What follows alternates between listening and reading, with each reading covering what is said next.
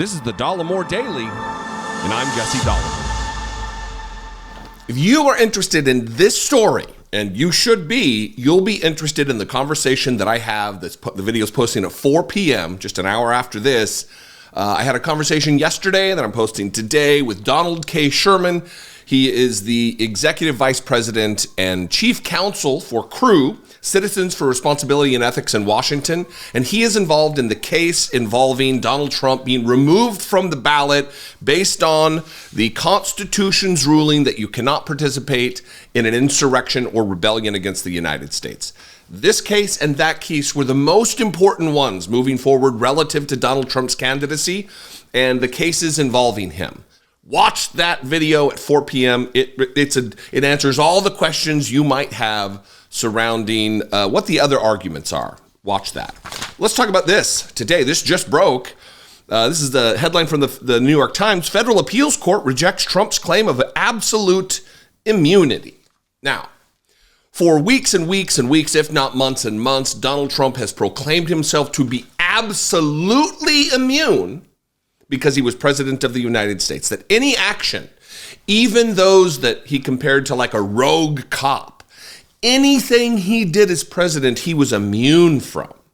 Now, we've obviously pointed out the nonsense ramifications that this would bring up, that MAGA world doesn't want to address, that if it's the case that like his lawyers argued in court, that if Donald Trump wanted to dispatch SEAL Team 6 to vanquish, to murder, to assassinate a political opponent, he'd be off the hook because he's president and he has absolute immunity.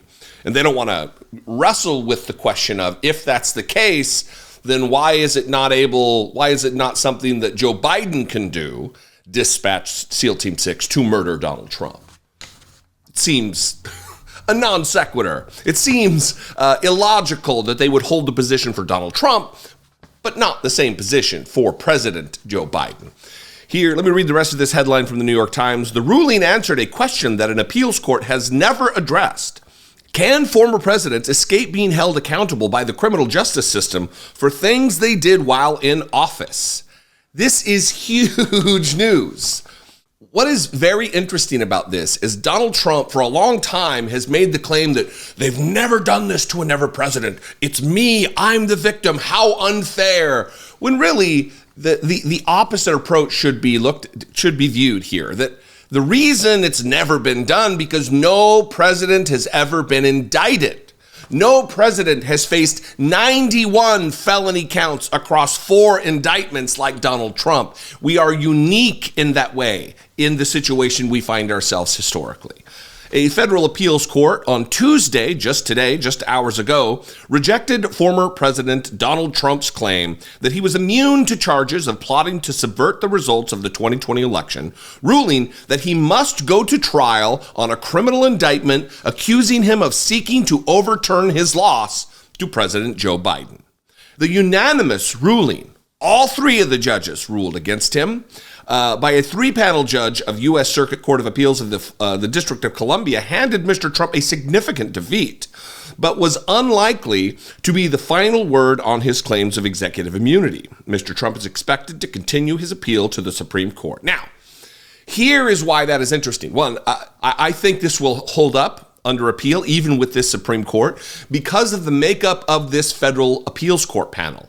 There were 3 judges, 2 of whom were appointed by Democrats, and 1 was a Republican appointee, and they ruled unanimously that Donald Trump does not have absolute immunity to act any way that he wants and be free from consequence of the criminal justice system.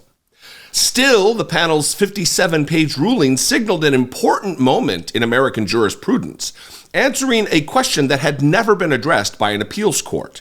Can former presidents escape being held accountable by the criminal justice systems for things they did while in office? The question is novel because no former president until Mr. Trump had been indicted, so there was never an opportunity for a defendant to make and courts to consider the sweeping claim of executive immunity that he put forward. The panel, again, composed of 2 judges appointed by Democrats and 1 Republican appointee, said in its decision that despite the privileges of the office he once held, Mr. Trump was subject to federal criminal law like any other American. And I will leave you partially with this particular quote from this 3-judge panel, one of whom was a Republican. 1/3 of this panel was appointed by Republicans. This is what they wrote. For the purpose of this criminal case, former President Trump has become citizen Trump, with all of the defenses of any other criminal defendant, the panel wrote. But any executive immunity that may have protected him while he served as president no longer protects him against this prosecution.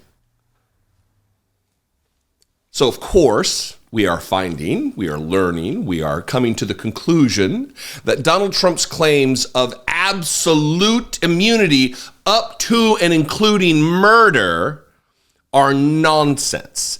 Just like many of the other claims made by him and his team on a host of other issues, it is just flourish. It is just loud talking into the wind and lies and propaganda and subterfuge in order that he convince the MAGA mob that when it doesn't go his way, they may or may not commit acts of violence in his name to correct the mighty wrong that was done against the dear leader, the cult leader, Donald Trump.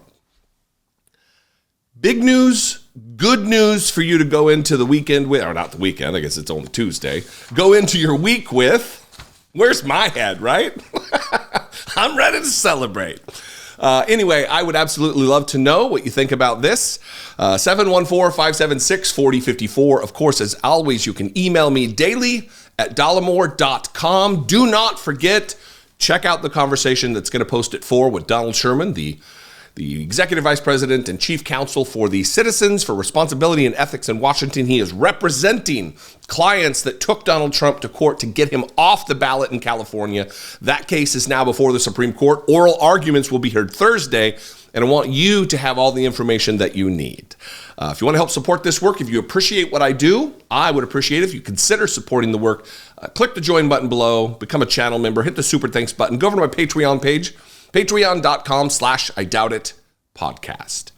After all of that tiresome nuisance, if you want to follow me on social media, that would be okay. Like I have any say in it. I'm at Dollemore on Twitter and Instagram and Threads and TikTok and Facebook and Blue Sky, all of them at Dollemore. I would love to see you there. I'll see you next time. Be genuine. Be non-immune from federal prosecution. Take care of one another.